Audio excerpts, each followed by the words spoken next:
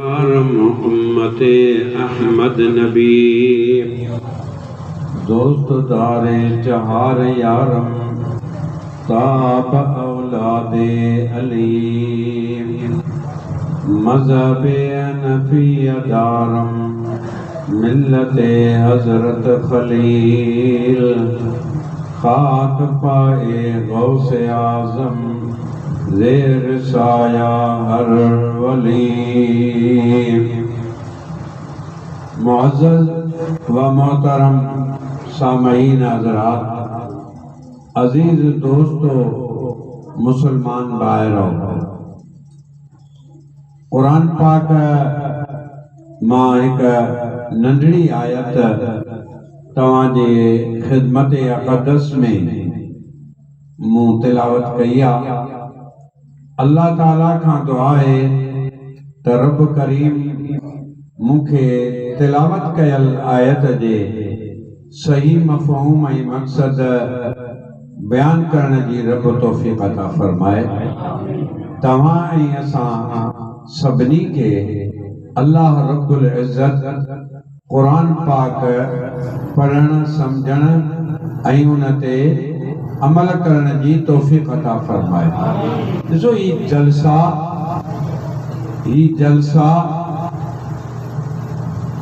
ही महफ़िलूं शान बि उन में ॿुधिजे, पर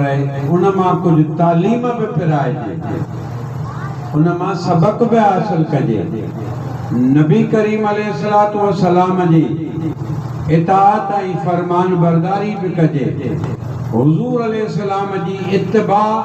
ऐं ताबेदारी ॿिन्ही जहाननि जे सुरख़रूईअ जो सबब आहे। अज़ीज़ाने मोहतरम, मूं कल्ह अलाए टियों हदीस पाक पे पढ़ाई।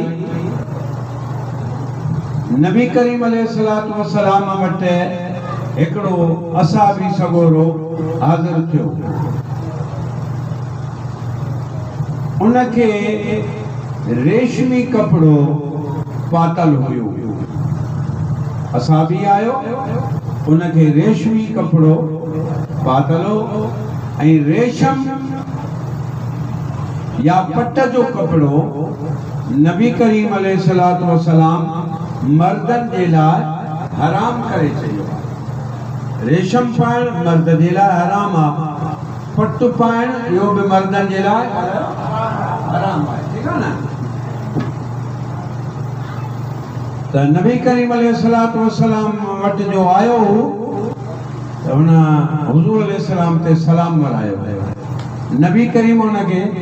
सलाम जो जवाब न ॾिनो। हुन महसूस कयो, यकदम सम्झी वियो त मां अल्लाह जो रसूल आहे ऐं कॾहिं बि ईअं न थियो आहे जो सलाम जो जवाब न ॾे। मूं सलाम कयो, नबी साईं नागवारी जो इज़हार कयो, मूं सां मूंॾां तवजह कोन कई, मूंखे सलाम जो जवाब बि न ॾिनई। यकदम सम्झी वियो। पोइ हिते वियो, घर वियो, लटा लाथई, रेशमी कपिड़ो जेका हुई, चादर हुयो या छा हो, उहो लाथई, ॿिया कपिड़ा पातई ऐं उहो जेको कपिड़ो हुयो उहो उनखे बाहि ॾेई साड़े नबी साईं जे ख़िदमत में आयो। नबी करीम अलैहिस्सलाम ॾिसी चए त कपिड़ा मटाए आई था? चई साईं आओ। वो जेको अॻियो कपिड़ो रेशमी काॾे कई? चई तोखे सलाम वरायमि, तो मूंखे ॾिठो ई कोन। वो जंहिं कपिड़े जे करे, जंहिं लिबास जे करे तू मोहम्मद अरबी नाराज़ थी, असांजे तवजह न करी, त पोइ उहे कपिड़ा कहिड़ा, उहो लटो कहिड़ो? मां घर वियुसि ऐं उहे ॿिया कपिड़ा पाए आयो आहियां। नबी साईं जो रेशमी कपिड़ो केॾा कई? चई बाहि ॾेई साड़े छॾियोमांसि। नबी करीम फरमायो तो ज़ाल खे पाराई आहे, कंहिं औरत खे ॾी आहे, कंहिं माईअ खे पाराई आहे, साड़े ई छो? अर्ज़ कई त या रसूल अल्लाह, बराबर माइन जे लाइ पट रेशम हिलाल आहे, पर जंहिं कपिड़े जे करे तूं नाराज़ थिए मूं दिल में चयो इहो कपिड़ो मुंहिंजे घर में न हूंदो। कॾहिं सोचो अथव या ॻाल्हि कॾहिं सोचो अथव त नबी करीम अलैहिस्सलातु वस्सलाम जी शरीयत केतिरी अहम आहे, केतिरी अहम आहे। अञा वरी ॿियो वाक़ियो ॿुधो,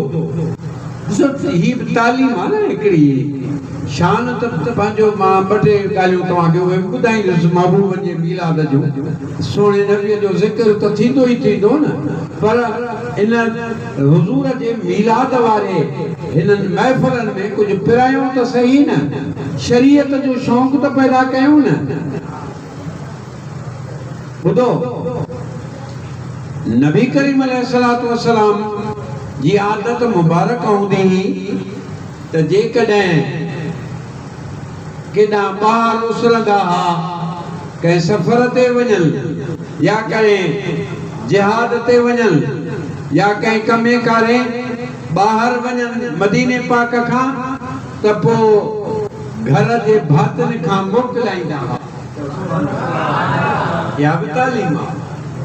साईं, इहा बि तालीम। पंहिंजे घर वारनि ॾे वञनि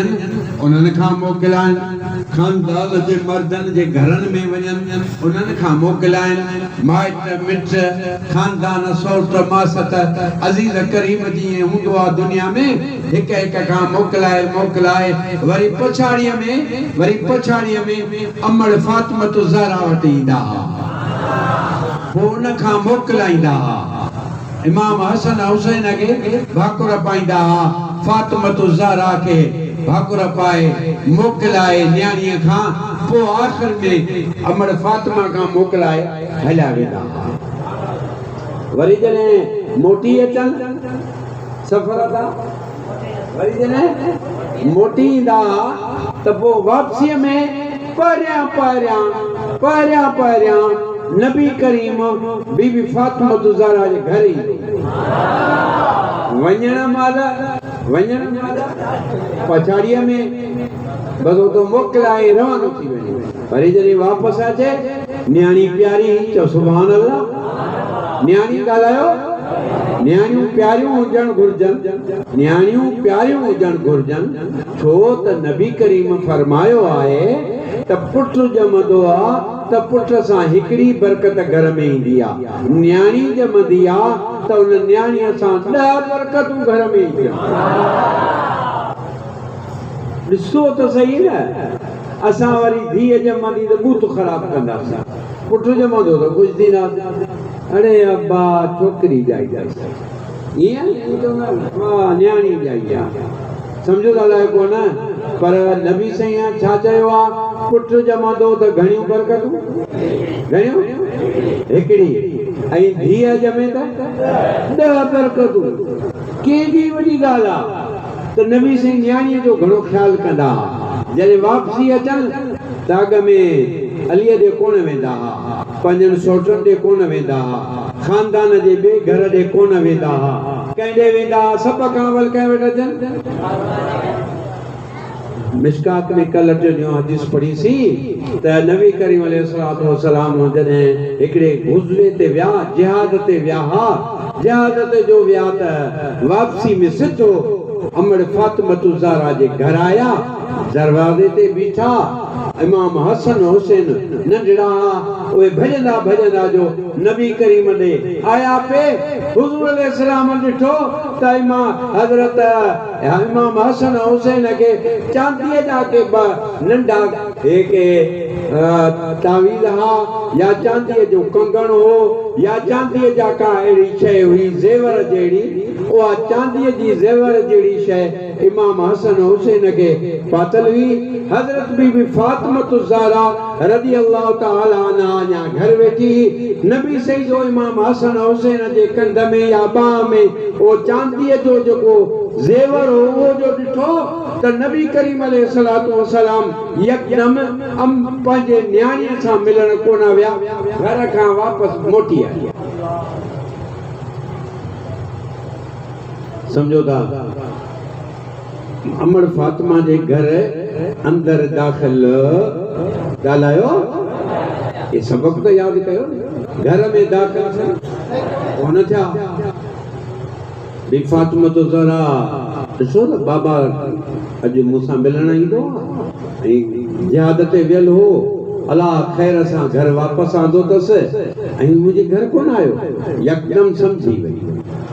पर न्याणी बि रसूलनि जे सरदार जी न ईअं त कोन हो यकदमि सम्झी वई ऐं फरमान बरदार न्याणी हुई शरीयत जी मालिक हुई रसूलुल्लाह सल्लल्लाहु अलैहि वसल्लम जो मोटी वियो यकदमि सम्झी वई उहे जेके कंगण हुयो न कंगण या चांदीअ जो हार या हसो या अहिड़ी शइ जेका बि हुई उनखे भॻे ज़रा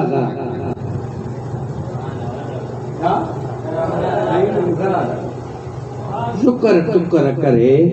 हज़रत इमाम हसन हुसैन खे ॾिनी त वञू खणी वञी साईं खे ॾे हदीस पाक में त वो इमाम हसन हुसैन वो कंगण जा टुकड़ा चांदीअ जा जेके आ न उहे खयूं अचनि पिया पर रोईंदा पिया नबी करीम अलैहिस्सलातु वस्सलाम उहे चांदीअ जा टुकड़ा वठी ऐं पाण फरमायूं त अल्लाह ताला असांजे अहल बैत जे लाइ ईअं कोन कयो आहे त आख़िरत वारी नेमत दुनिया में उन्हनि खे मिले न असांखे दुनिया जी नेमत न खपे असांखे आख़िरत जी नेमत खपे जेको दुनिया में सोन चांदी हार सिंगार कंदो क़यामत में उन्हनि खे सोन चांदीअ जा हार सिंगार न मिलंदा पाण हुज़ूर अलैहिस्सलाम जो हिकिड़ो सहाबी हो हज़रत सोबान पाण फरमाए चांदी खणी वञो ओ फिलाणो असांजो जेको सहाबी आहे मिस्कीन आहे तंग दस्तो आहे ही चांदी उनखे वञी ॾे त ख़र्च करे ऐं नबी करीम अलैहिस्सलातु वस्सलाम फरमायो कंहिं ॿी शइ जो कंहिं मणिया कंहिं अहिड़ी ॿी शइ हुई उनजो हार ठाराए हज़रत बीबी फातिमा ॾे खणी वञ